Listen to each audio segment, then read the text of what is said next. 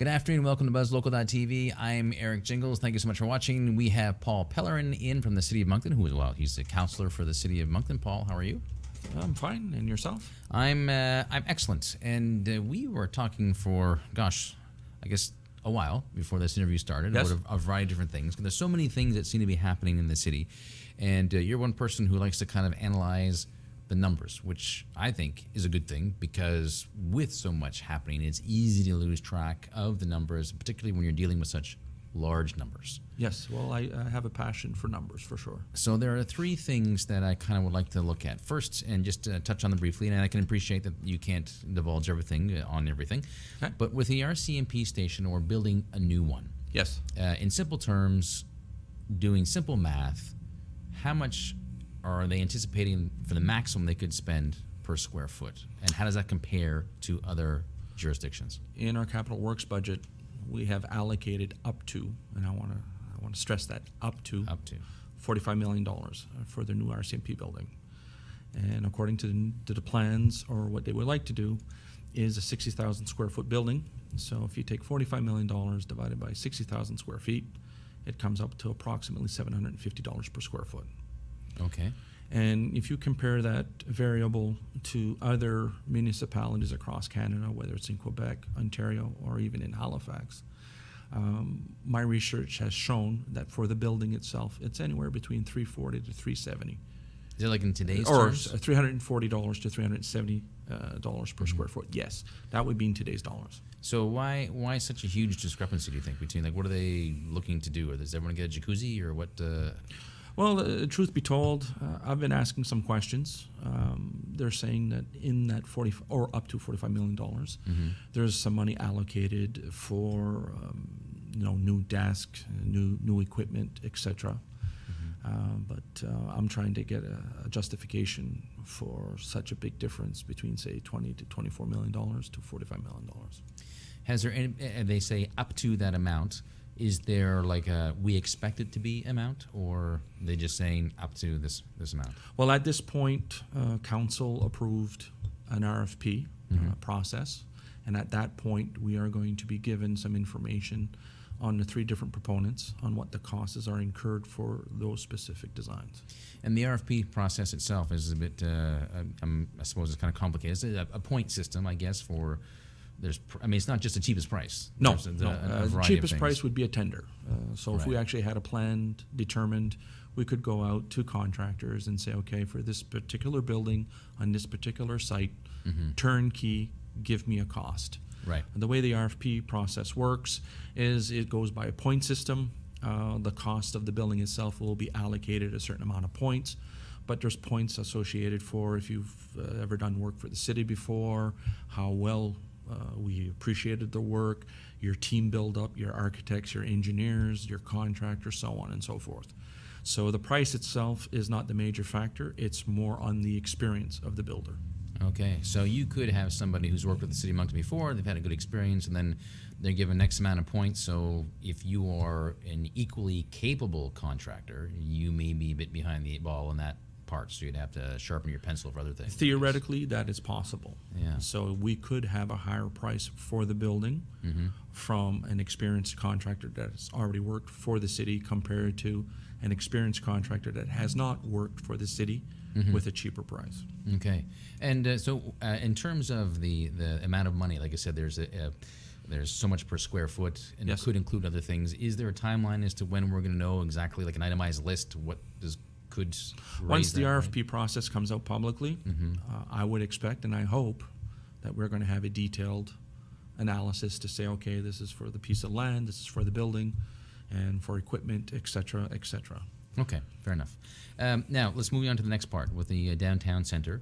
Yes. You had posted on social media just the other night that you wanted to clarify with people so they understood that the contingency fund, which I think is, you said $7.2 million? Yeah, $7.2 million, yes. Is outside the $104 million budget for the downtown center, is that correct? That is correct. And some people had believed it was included as part of the budget? Is it, Well, in the media, in CBC, or on CBC and Times Transcript, it was reported that the $7.2 million contingency fund was part of the original $104 million downtown project. But it is not. It is not, no. I had that confirmed yesterday by our acting city manager. Mm-hmm. I knew that the numbers didn't jive because a contingency fund and a budgeted fund are two different things. Yeah, right. It's kind of outside that. Yeah, a contingency fund is basically for cost overruns. Mm-hmm. Hopefully we don't expect them, but if Right. they were to happen, we could go up to $7.2 million. Wow. Okay. So that does kind of increase the overall, I guess, total budget of the downtown center. By Yes, that for much. the downtown center, including the plaza, and I Mhm. want to stress it. I want to stress that Mhm. combination. It's $111.2 million. Okay. Well, that is an excellent segue to the plaza itself. Yes. So the plaza went from roughly 2 to 4.3. So that's kind of a big jump. Are there any now? From what I understand, that when they made the original estimate, it was based on, well, we're going to allocate $2 million for something, but we don't know what that something is. But once That's right. the real something came back, they said this is what the new something is going to be. Well, you could call that like a Class D estimate. Okay. They had set aside $2 million, and then once the public consultations came forward, and the citizens came back and said, you know what, we would like to have this and we would like to have that. We had more concrete numbers to generate the actual value or the actual budget for the plaza outside. Now, when they had the public input, now I'm curious because I think we actually have a picture of it here, of what the plaza is going to look like. For those of you who haven't seen it, there it is there. Yes? Okay, that is not a wading pool. That is a skating rink. That is a skating oval, yes. And it is refrigerated, I Well, believe. it would have to be if it's going to be used for 3 to 4 months out of the year. So, Because we have a freeze-thaw effect here in Moncton, right? Now, in January, we've all experienced that. Nice, bright, sunny day. yep. Warmer temperatures, right? Same thing for February, March, and April. So, yes. And so this design, and certainly I am no architect, nor do I play one on television, but it looks very nice. But this is feedback from public consultations. Is that That correct? is correct. And people wanted to have an outdoor skating rink. Well, that was one of the ideas that City Council had adopted, yes. Are there any other ideas that you know of? Tell you truthfully, there's probably like hundreds of ideas, but there's nothing specific that comes to mind to say, yes, there was something else that Is the this- citizens would like. Okay, is this one set in stone? Like, is this what it's going to be? Basically, what you see is what you get. Because once it goes publicly, we've accepted it. We've given authorization for the build. Didn't Dieppe have a hard time with their oval? I mean, they spent a lot of money on theirs, and it didn't work from the get-go. Well, here's hoping that, and I feel bad for Dieppe, but here's hoping that we'll learn from that mistake. Huh. And what about the operating cost? Now, this obviously there's going to be refrigeration units. So you're going to have to clear that. I suspect that there must be some operational costs that are to be substantial. At this time, we have an estimated operation cost every year. Mm-hmm. It is a significant amount, Mhm. but at this time, I'm still waiting for clarification and permission to actually tell the public. What that may be.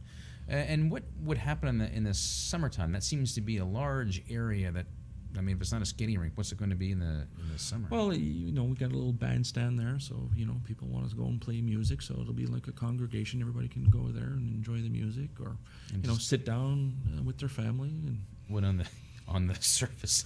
on the surface, like what are But you going to sit there's on? also some grass and there's some trees and stuff like that. So here's hoping that it's going to be used like it's supposed to be used. It's supposed to be used. Okay, well, that's what I find kind of interesting, I guess, sometimes when it comes, they say, this is the public's input. And certainly we've done no official studies that would be, accurate 9 times out of 10 or not. But Right. anybody that I've mentioned has said, have you heard about that? It doesn't seem like that's something that people that I've been talking to would be a skating rink. Not that they're not skating, but I mean, you have City Hall, and you've got Centennial Park, and you've got all kinds of places where you can skate. Exactly. That's nice, but And there's not much cost incurred for that, right? yeah. Interesting. So we rely on Mother Nature and not on mechanical means. Yeah, and well, it's a little cheaper sometimes that way, or depending upon what you have. But Well, as long as Mother Nature cooperates, we'll be fine. yes, well, there you go. I'm sure she will. Yes. Okay, very good. Listen, this is a lot to go through, and certainly thank you very much. And we'd love to have you back when the numbers do kind of come out for operational things, just to kind of keep on track of things. I'd be more than happy to come back. Great. Thanks very much. Thank you. Paul Pellerin, the City Councillor of Moncton, Eric Jingles, the BuzzLocal.tv, with some number crunching going on. If you have any questions that you would like to ask, by all means, feel free to. I'm sure Paul would love to answer those questions, or you can ask us, and we can ask him indirectly at buzz@buzzlocal.tv. Thank you for watching, and have a great weekend.